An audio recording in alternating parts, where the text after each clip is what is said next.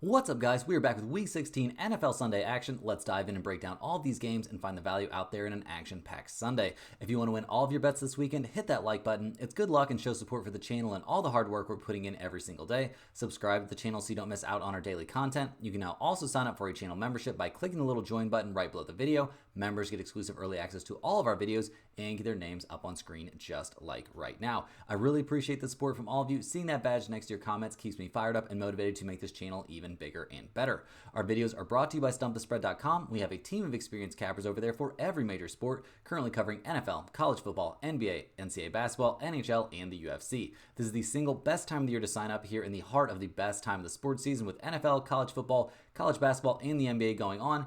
This is the perfect time to join the group. There's a link in the description of the video, or you can always just type StumpTheSpread.com into your search engine of choice. Also, you want to be going over there to check on our daily free picks. You want to join our free email list also to get free picks and the occasional premium pick straight to your inbox. Comment below with any bets you're looking at today, and we will give you our best advice on all of them. We're committed to responding to every single comment every day, so let us know anything you want to say about my picks, these videos, or anything you see here. As always, our favorite picks will be in the pinned comment down below. Let's get into our first game of the day, guys. We've got the New York Giants going on the road to take on the Atlanta Falcons. Both these teams are actually going through a pretty tumultuous time. The Giants are dealing with a whole, big quarterback controversy situation. No more Danny Dimes in there, where you've been seeing a pretty sad combination so far. Last week in a blowout loss against the Ravens, we saw Tim Boyle and Tommy DeVito both in there. Neither one looked particularly good. It's being announced we're probably going to have Drew Lock under center for this game. So how stoked should we be about that? Well, guys, the last time we saw him out there, it was against the Saints. He completed 21 of 49 passes and was picked off once and sacked twice, and they lost the game 11-14. So not a whole ton of good news, guys. It's pretty bleak there for the Giants in terms of their quarterback situation. A lot of, haunting memories about, oh yeah, we used to have Saquon Barkley on our team and we picked Danny Dimes to pay instead of Saquon Barkley.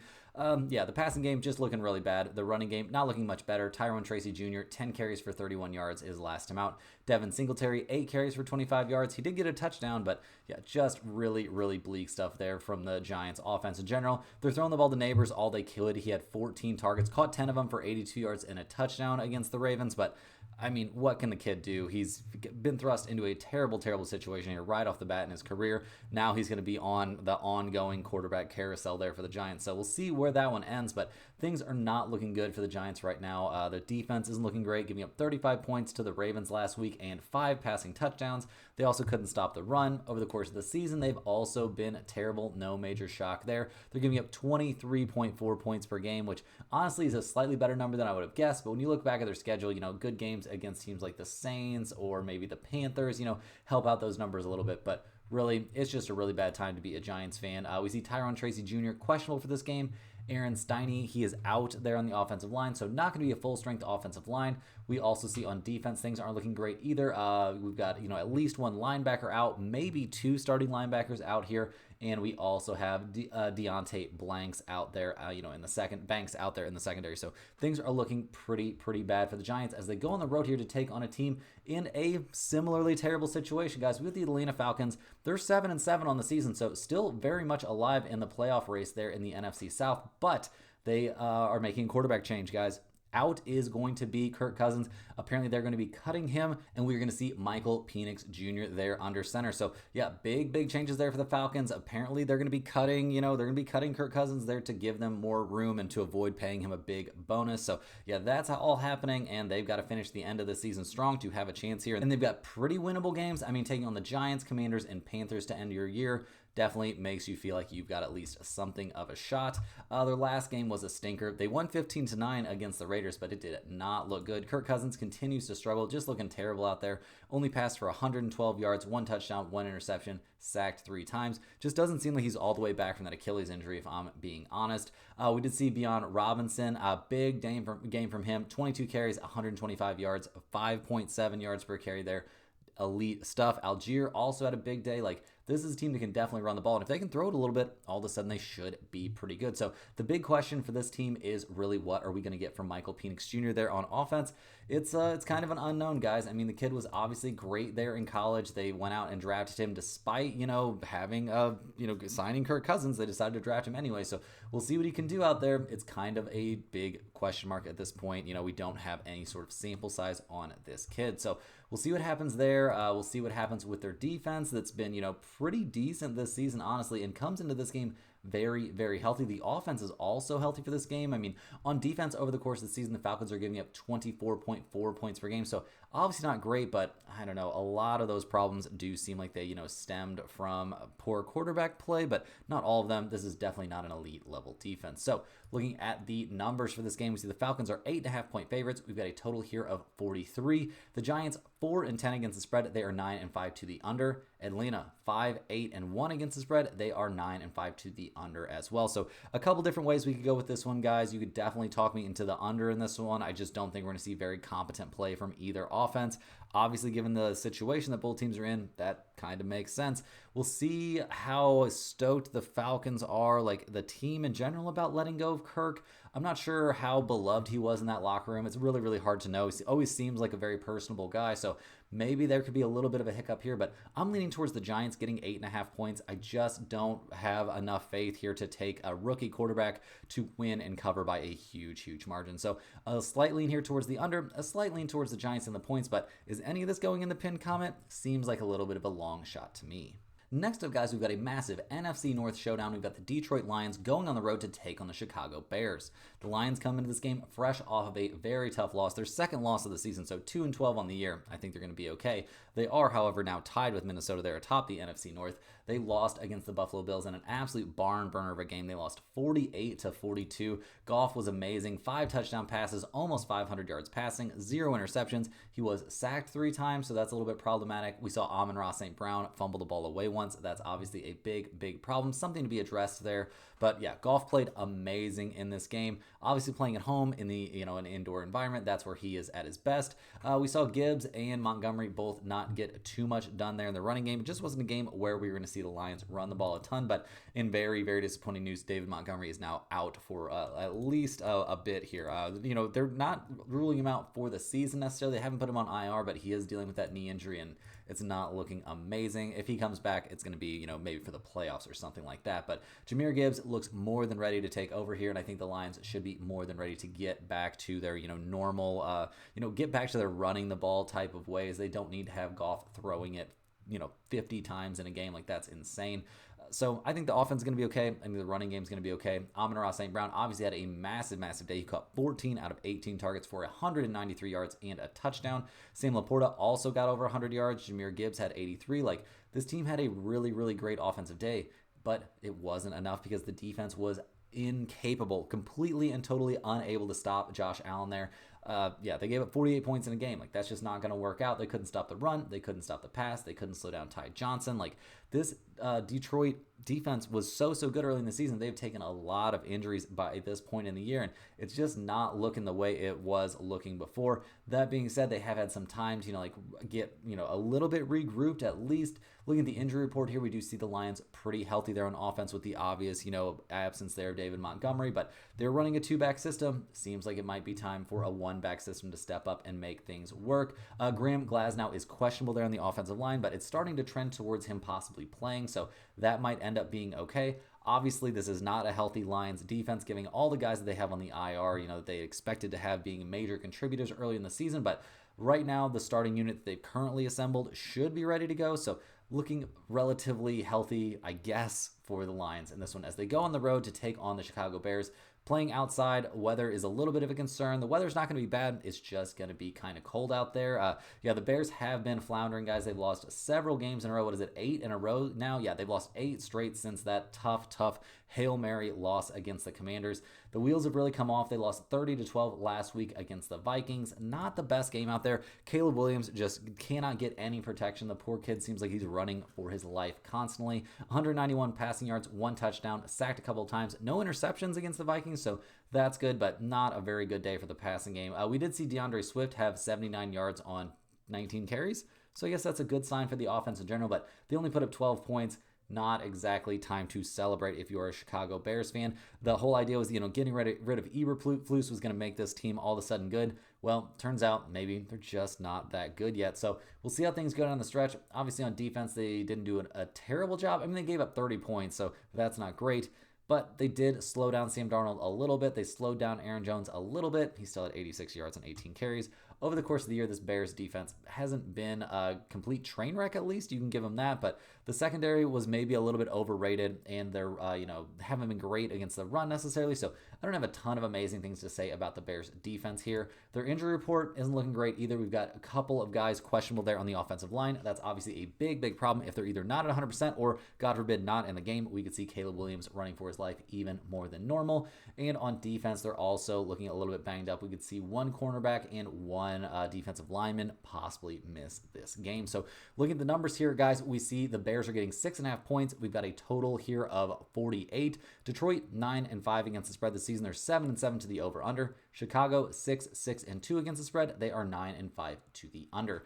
Guys, I'm going to be leaning towards the under in this game pretty aggressively. I mean, Chicago's a big under team. Detroit obviously coming off of a massive offensive game. I think they take a step back from that. When you score a ton of points, you airing the ball out constantly, and you don't win, that should really be time to reflect on what you're actually doing out there. I think they're going to focus on running the ball here, and I think we're going to see them run the ball very successfully, which is going to lead to a very low total. Next on the docket, guys, we're looking at the Cleveland Browns. They're going on the road in this one to take on the Cincinnati Bengals. The Browns only 3-11 on the season, definitely in a situation they need to be playing for their draft pick much more than anything else.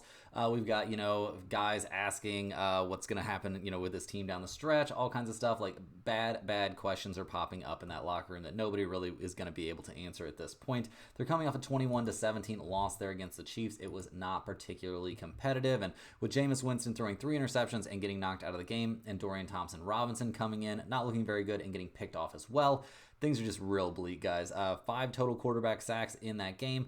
We did see Jerome Ford and Nick Chubb both run the ball very successfully against the Chiefs, so that's something positive there. Cleveland could try and establish the run, but I don't even know if they're really that interested in doing that, guys. This offense is really floundering. They only had 7 points last week. Jerry Jeudy did catch over 100 yards, so that's nice, but really, it's getting very problematic. They turned the ball over a grand total of 6 times in the game.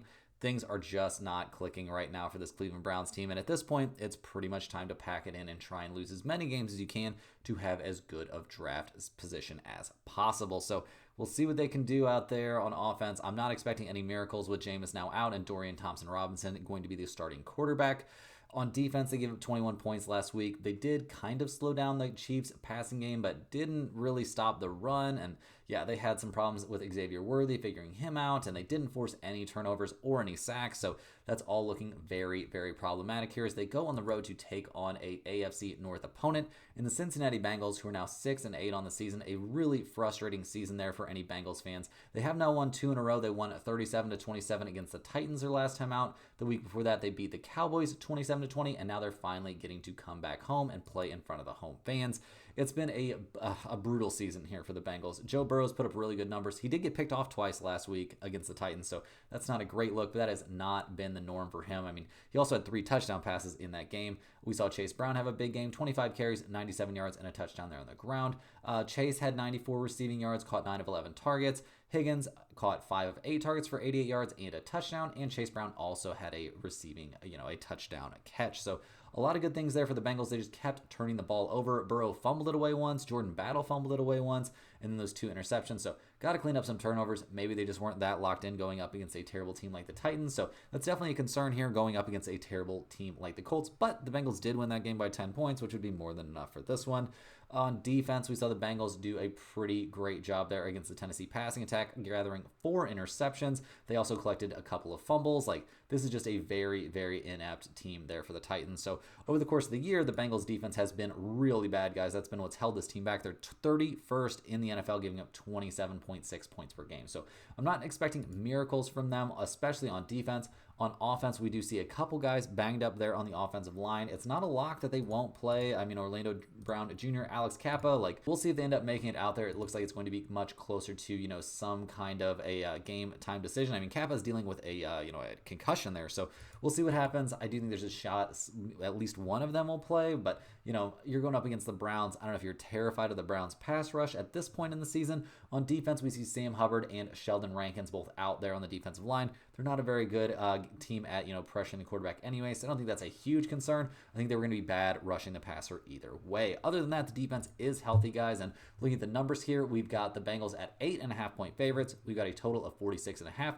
Cleveland only 4-10 against the spread. They're 8-6 to the under. Cincinnati 8-6 against the spread. They are 10-4 to the over.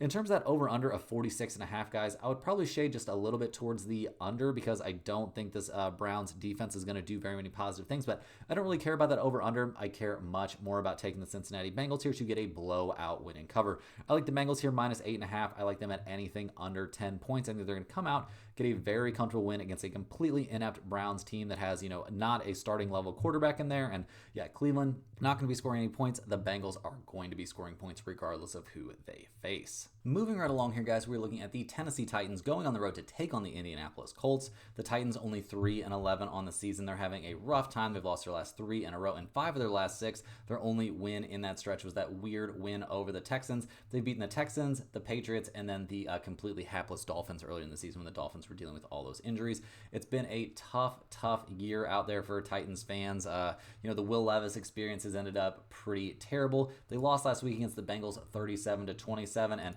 we ended up seeing Mason Rudolph out there, and it's being reported that Mason Rudolph is who we're going to have under center to start this game for the Titans for this one as well. Rudolph, 2 touchdowns, 1 interception, sacked 0 times, completed 21 of 26 passes, so right there looking way better than Will Levis, but we'll see what actually happens to him in a full start, guys, against a better defense, definitely a better defense than that Bengals defense. And I think the Colts defense is amazing, don't get me wrong, but not really loving what we're seeing, what we were expecting to see at least from Mason Rudolph. The running game looked okay. Pollard had, only 45 yards on 17 carries, though, so that's not great. That one handoff to Calvin Ridley went well, 19 yards for that, but yeah, a rough day out there. Tajay Spears caught 6 balls for 87 yards, that's good, but it's really, quite the search trying to find positives here for the Titans, who managed to turn the ball over a grand total of 6 times in that game. Things are very bleak. They were obviously terrible on defense as well, getting destroyed by Joe Burrow and by the running game. So that didn't look great. I mean, I guess a couple of interceptions out there is a positive, but it's been a bleak season there for the Titans. I mean, the defense is down to 29th in the NFL, giving up 27.1 points per game. A lot of that does have to do with Levis continually throwing the ball, or whoever they put under center throwing the ball to the other team. But still, guys, it's not looking great. We also see Pollard is on the injury report for this one. He's listed as questionable. They're dealing with an ankle issue. He has not been practicing this. He has not practiced at all this week. So I would say he's trending more towards doubtful than questionable. Tajay Spears is a very competent back. So if he comes in and is getting lots of carries, I don't hate that journey for Tennessee, but I also don't love it. On defense, this defense is getting crushed. Kenneth Murray Jr. is questionable there at linebacker. Other than that, they're healthy, but I don't think that's going to move the needle too much for me. Looking at their opponent in this game, the Indianapolis Colts, they're going to be at home for this one. They're 6-8 on the season, so obviously not having, a transcendently good year. They're fresh off of a 31-13 beatdown at the hands of the Denver Broncos. We had the Broncos in that one, so thank you, Denver. The Colts, yeah, they can't be too thrilled with what they're seeing from Anthony Richardson. He just continues to look pretty pedestrian out there. 17 of 38, 172 yards, picked off twice, 0 touchdown passes. All this did happen against a very good defense, but yeah, it's not very promising when that's supposed to be your quarterback of the future, and those are the kind of numbers he's putting up. We saw Jonathan Taylor have a good day, 22 carries, 107 yards, no touchdowns, but a good day nevertheless, especially going up against a pretty mediocre defense. Anthony Richardson, 7 carries, 46 yards there, good stuff. And Jonathan Taylor's going to be going against a mediocre defense this time. Obviously not a mediocre defense against Denver. Those were good numbers against a good defense. So we'll see what they can come up with in this game on offense. On defense, they're going to have to be much better, at least in some aspects. I mean, they did have 3 interceptions against Bo Nix, 1 sack, so not too bad there. They didn't let anybody go particularly nuts in the passing game, and obviously when you're holding a quarterback to a QBR of 15.3, you're doing some things right. Over the course of the season, the Colts defense hasn't been amazing, but this hasn't been a disaster necessarily. I mean, they're giving up 23.5 points per game. That's 21st in the NFL, and they've had some moments where they actually looked pretty good. In terms of the injury report here for the Colts, we do see that they're going to be without Alec Pierce. I don't think that's a huge deal necessarily. You're missing your number 3 wide receiver on a team that, doesn't or shouldn't want to be throwing the ball too much anyway. On defense, EJ Speed is going to be out there at linebacker, but other than that, they're at full strength in terms of their defense. So looking at the numbers for this game, we see the Colts are 3.5-point favorites playing at home. We've got a total here of 42.5. Tennessee is only 2-12 against the spread this season. They are 8-5-1 to the over. The Colts are 8-6 against the spread. They are 7-6-1 to the under. Guys, a lot of this depends on what you think we're going to get out of Mason Rudolph there for the Titans. I don't think it's going to be very good. I mean, he's 0-4 in his last 4 starts.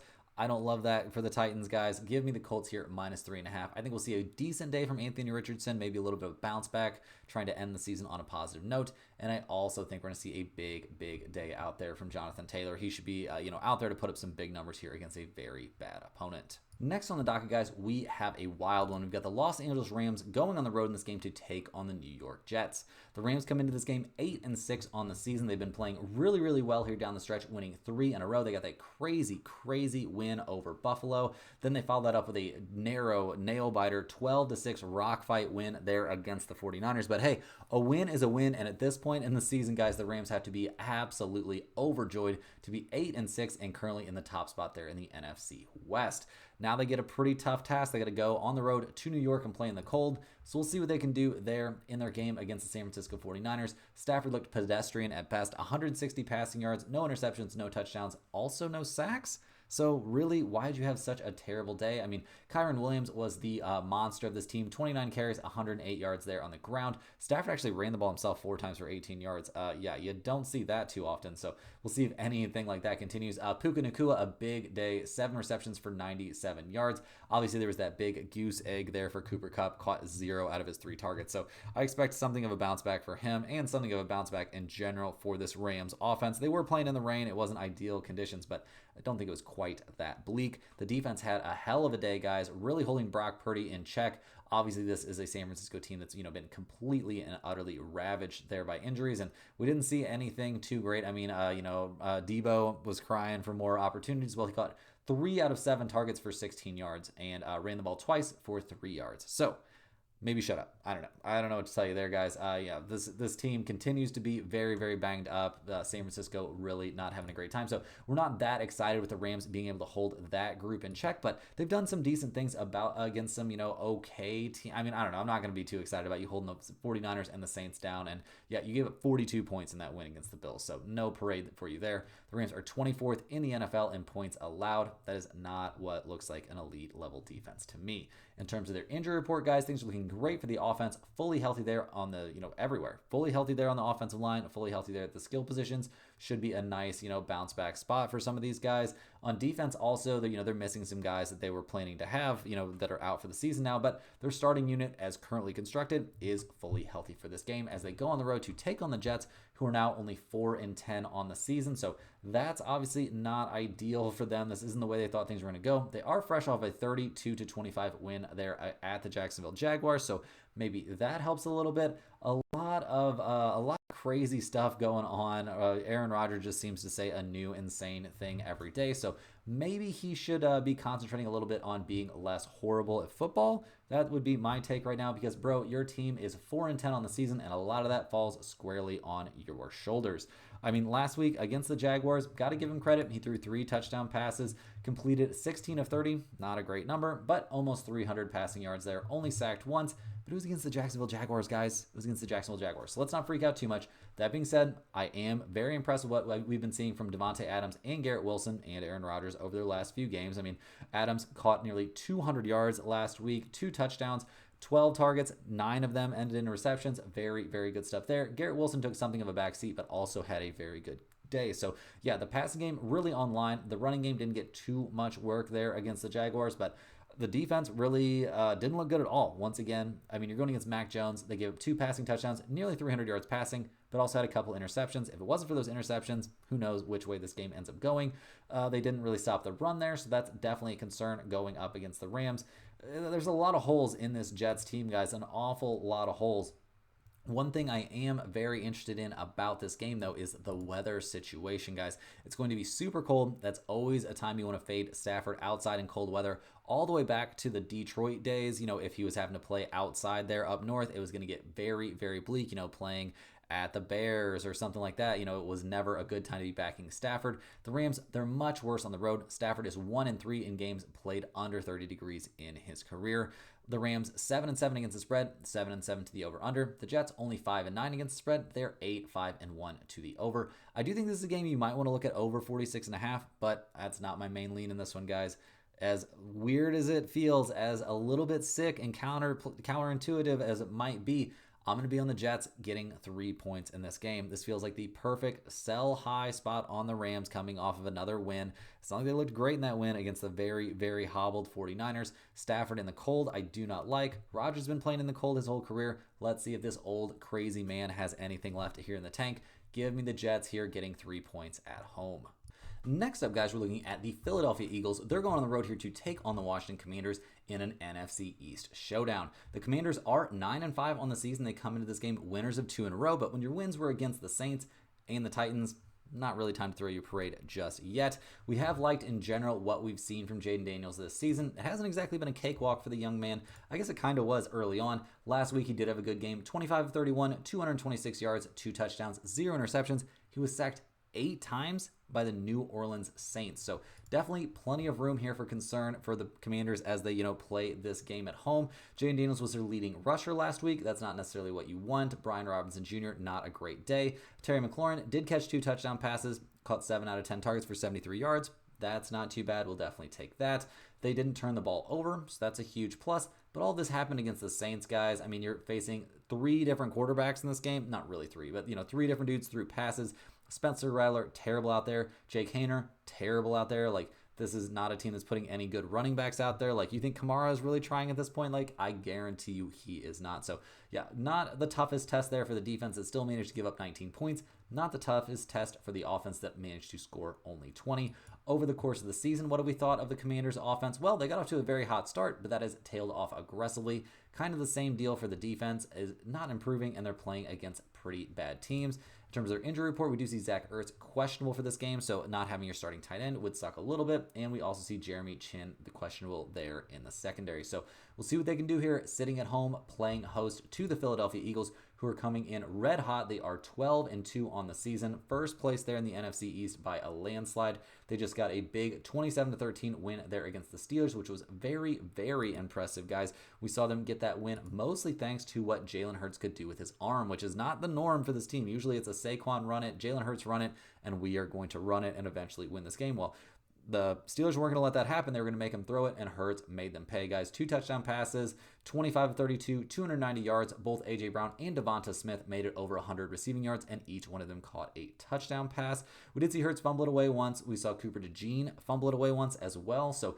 those are mistakes that need to be cleaned up, but those are mistakes that are more likely to happen against elite defenses like the Steelers than they are to happen against a mediocre defense like the Washington Commanders. So we'll see what they can get going in this one on defense against the Steelers, giving up 13 points. Obviously a very good day. They stopped the run. They stopped the pass. They didn't let Russell Wilson do anything he wanted to do. It wasn't the full strength Steelers offense, but still very, very good performance there from the Eagles. They come into this game very healthy on offense, also very healthy on defense, more healthy than most teams are really at this point in the season. So loving what we're seeing from the Eagles here as they go on the road in this game. The Commanders at home are getting 3.5 points. We got a total of 45.5. The Eagles are 9-5 against the spread. They are 9-5 to the under. Washington is 8-5-1 against the spread and 9-5 to the over. With a total here of 45.5, guys, well, I'm going to go ahead and ride with the over as a small play. I'm not sure if this is going to end up in the pinned comment necessarily. I do have a pick on the side on this game over on Stump the Spread, so go get over there, check that one out. But in terms of, my play that I'm going to give away in the video here, I'm leaning just slightly towards that over.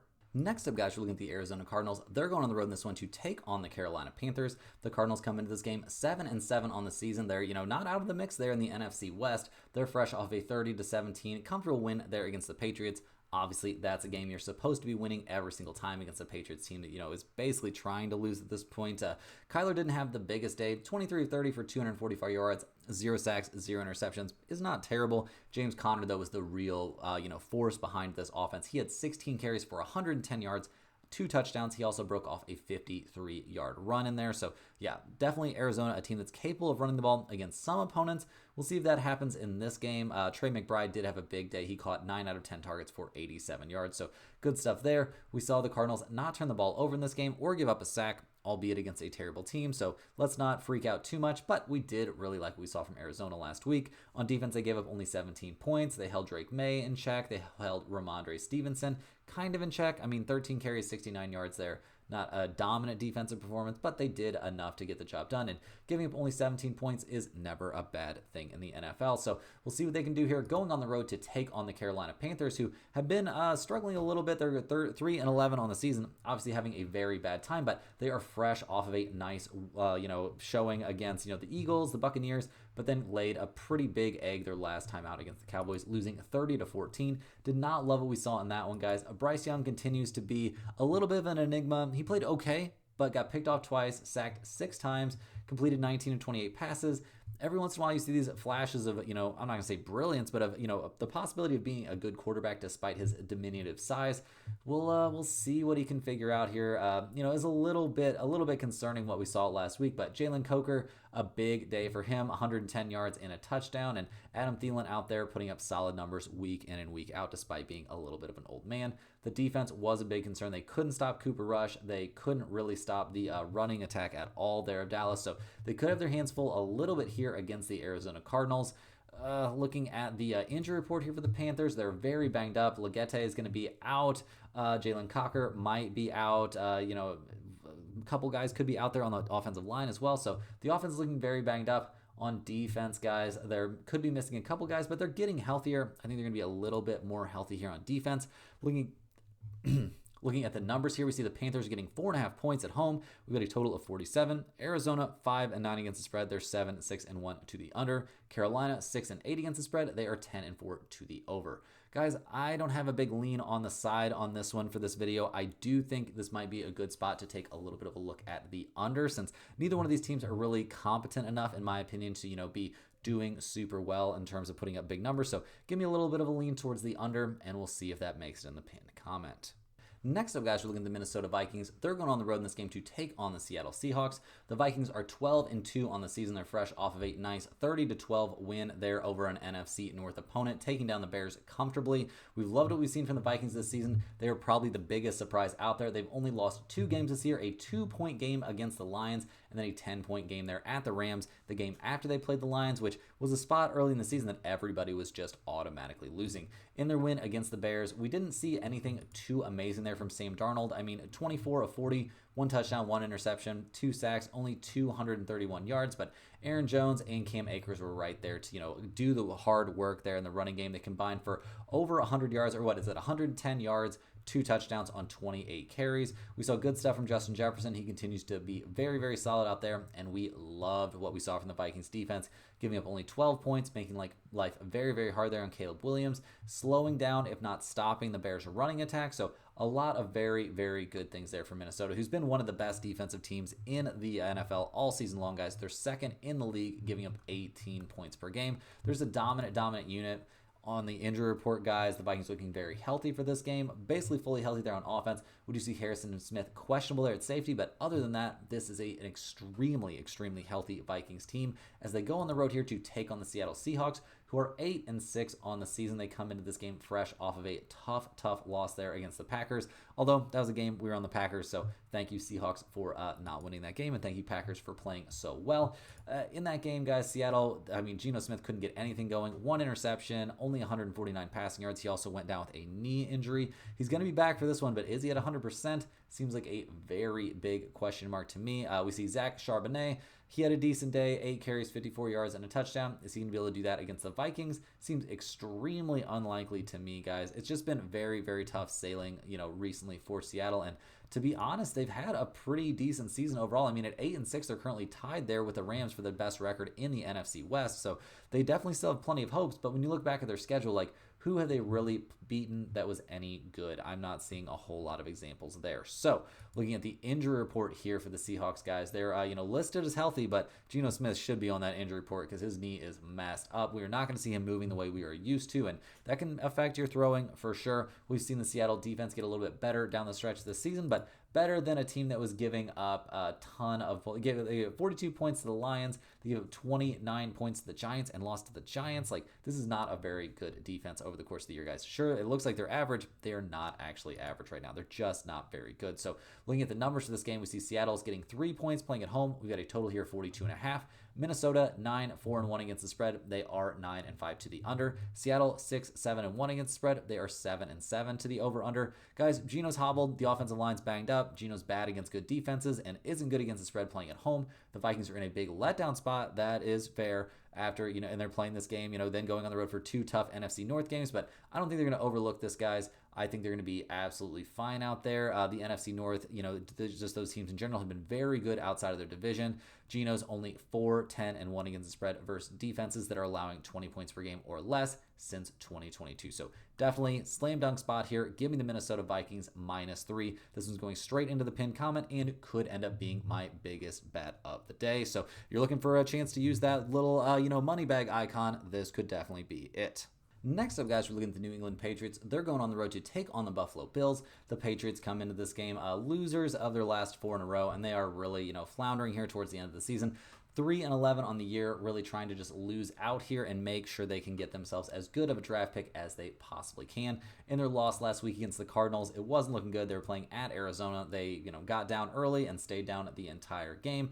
Drake May, a decent day, I suppose, for what he has to work with out there. The real idea is that he continues to show development and continue to look like their quarterback of the future, which I would say he's certainly doing. We didn't hate what we saw from the running game. When they could use it, it was fairly successful, but, the Cardinals weren't too worried about that. They had a lead. They could afford to let them run the ball a little bit. It just wasn't a very fun day out there if you're a Patriots fan, guys. It hasn't been a very fun season. Hasn't been a very fun time since Tom Brady left. So we'll see what they can do out there on defense. They didn't have a very good time defensively last week as well. This is just a team that's really trying to play out the end of a losing season, continue losing games, and make sure they can find their way into the highest draft pick possible.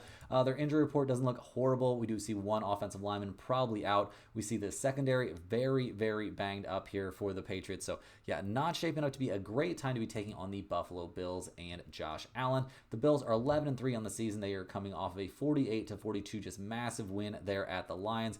A huge game there. We see Josh Allen continue to cement himself as the front runner for MVP. 2 touchdown passes, but he also ran for 2 touchdowns and 68 yards. The dude looks unsackable back there. Sacked 0 times, 0 interceptions, just playing out of his mind. We love what we're seeing from James Cook. We love what we saw from Ty Johnson last week. Caught all 5 of the targets for 114 yards. This is just an absolute monster of a team. The defense didn't look very good against the Lions. That has to be said. They could not stop the Goff passing game, but how worried are we about that, going up against the Patriots? I would say I am not worried too much at all. The Bills' injury report looks very good on offense. On defense, we do see 4 guys questionable. Seems pretty unlikely that their secondary will be at full strength, but do we care about that going against the Patriots? I don't know how big of a deal it is necessarily. The Bills are 14-point favorites in this game. Massive favorites. We've got a total here of 46.5. New England, 5-8-1 against the spread. They're 9-5 to the over. Buffalo, 9-5 against the spread. They're also 9-5 to the over. Guys, I think this is a great spot to be on the over 46.5. I think we'll see plenty of offense in this game. I don't see anything indicating, that this weather for this game is going to be anything but, fairly normal. I don't think that's a huge concern for this game. It's going to be cold for sure, but the Patriots and Bills are both used to playing outside in the cold, and I don't think that's going to stop them from putting up big numbers. I think this is a big Josh Allen for MVP spot. I think he's going to score a lot, and I think that is going to help us get to that over, and I think the Bills' defense not being very good will help us get to that over as well. Next up, guys, we got the Jacksonville Jaguars going on the road to take on the Las Vegas Raiders. The Jaguars are 3-11 on the season, having a pretty much nightmare year. They're fresh off a 32-25 loss against the Jets, so things continue to not really go their way. They don't even have their starting quarterback anymore. Mac Jones has been under center now for a bit. He threw the ball 46 times last week. That doesn't feel great. We might have a lame duck coach situation going on. I mean, Mac Jones picked off twice, 2 touchdowns, sacked twice as well. Travis Etienne Jr. did have a decent day running the ball, so that's something positive. But this team, I don't know, the positives are few and far between. Brian Thomas Jr. caught 10 balls for 105 yards and a couple touchdowns, so there are positives mixed in there. There's some guys fighting for jobs, but it is not looking super great there for the Jaguars overall this season. Like, this is not the year they envisioned having. On defense, they got completely destroyed by the Aaron Rodgers passing attack. And on the year, guys, obviously you're not going to see this defense having done very well. They're 28th in the NFL, giving up over 26 points per game.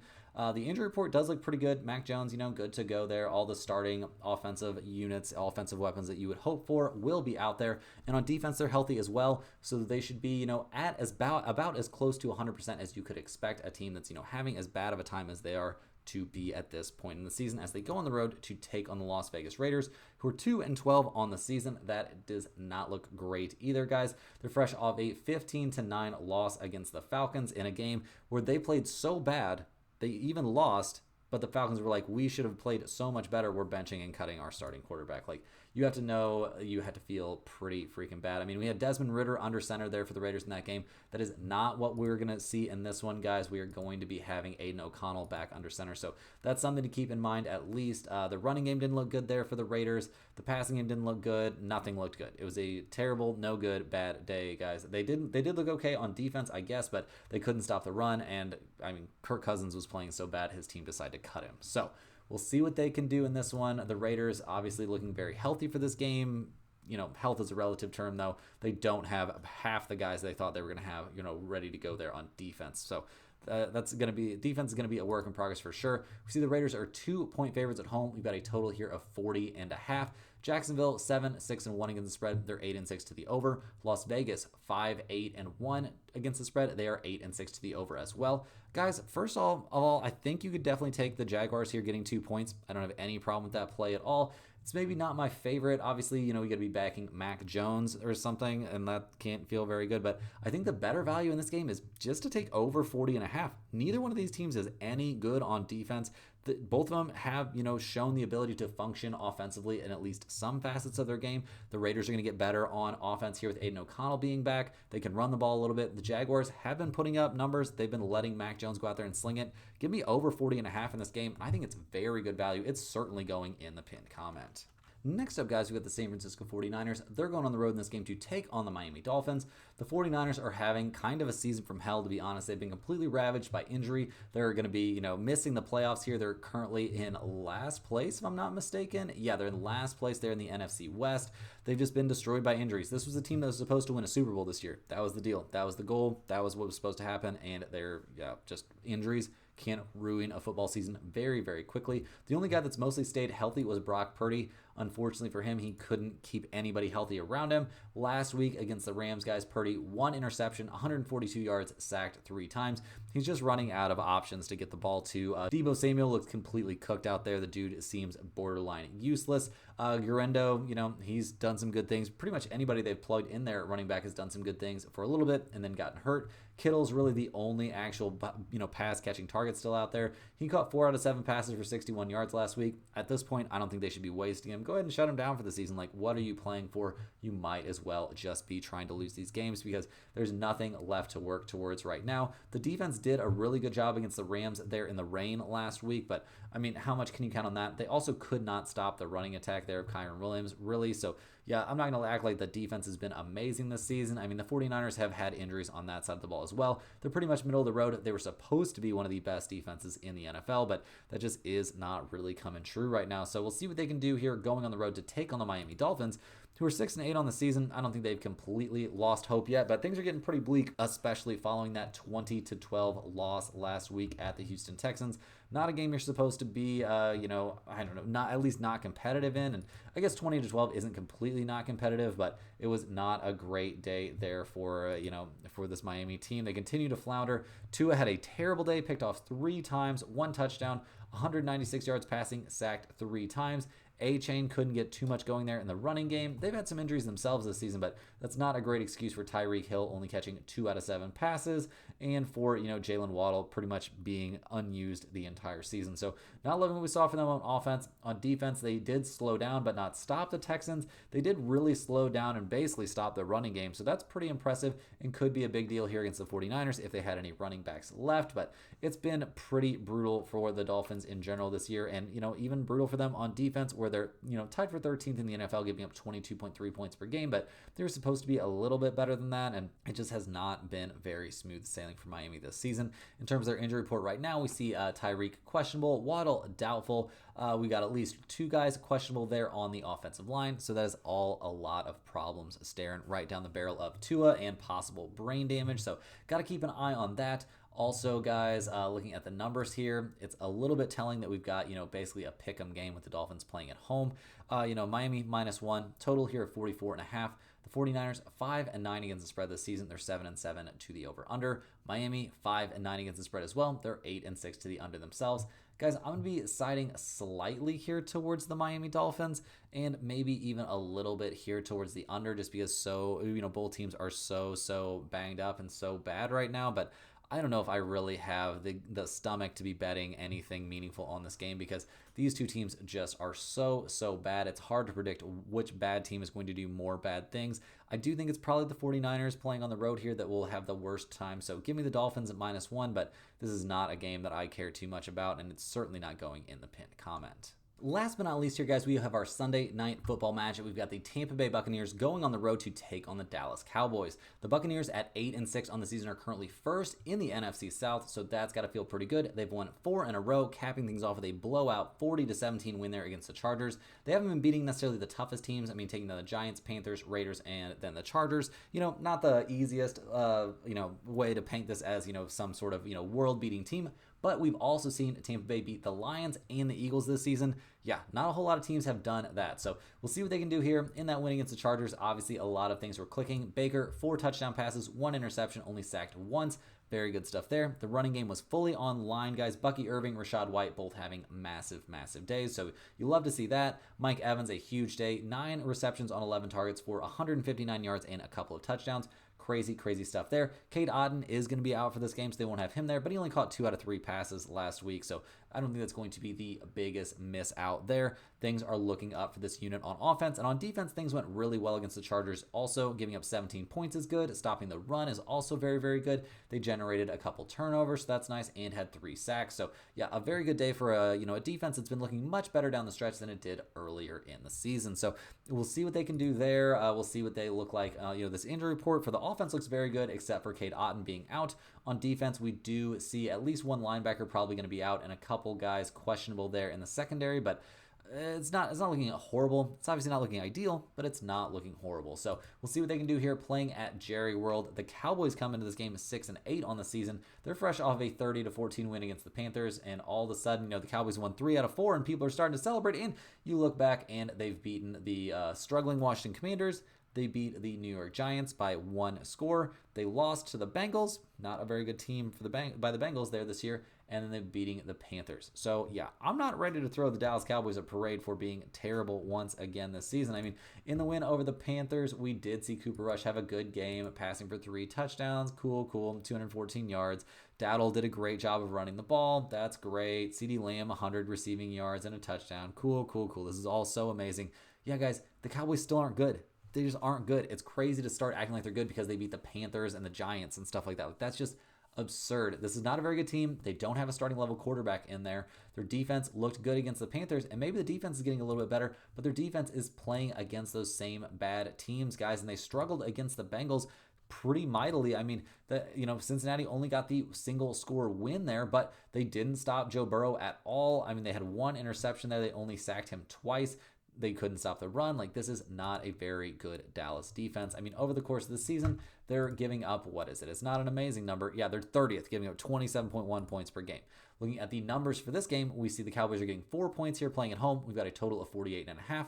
Tampa Bay 5-9 against the spread. They're 9-5 to the over. Dallas 5-9 against the spread. So Tampa Bay 9-5, Dallas 5-9, and 9-5 to the over. Guys, the Cowboys defense is getting better, and they've won 3 out of their last 4. Cool, congratulations. Tampa Bay has won 4 in a row, not against the best teams, but they're coming off a massive win. Tampa Bay is 4-0 since their bye week. They've been a very good team against the spread. I don't think they're going to be bothered here playing on the road in Jerry World. It doesn't seem like anybody gets bothered by that. Definitely give me the Tampa Bay Buccaneers here at -4. You could also talk me into over 48.5. I think we'll see plenty of offense in this game. Obviously, that's a lot of points, but it's not that crazy given the 2 teams that are facing off against each other and how mediocre their defenses are. That's all the games we have for today, guys. Hit that like button for good luck on all of your bets and subscribe to the channel if you're new. Let me know in the comments any questions you have on today's slate. Come back tomorrow. We will have a Monday night football game with some NBA or NCAA basketball action mixed in there with the video as well. You can click the link in the description to check out stumpthespread.com. That's where you can see all of my premium picks on today's NFL slate and all the major sports and an entire team of cappers over there at Stump the Spread. So we will see you guys tomorrow for more sports betting action.